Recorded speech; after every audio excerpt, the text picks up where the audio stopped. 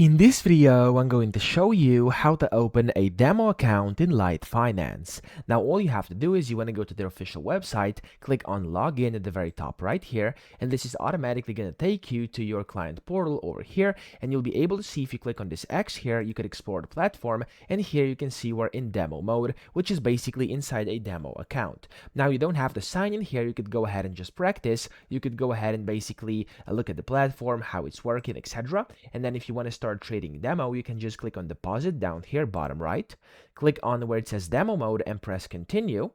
And when you do this, it's going to basically charge up your account with some demo funds here. As you can see, it's going to pop up 10K. There we go. And then you can go ahead and just basically start trading and using the platform that way without even having to sign in. Of course, you can register or sign in if you want to, and you can still use your demo account, but you don't actually have to because you can do it that way as well. So that's it. I hope this video helped you out. If it did, please subscribe to the channel and help me out as well.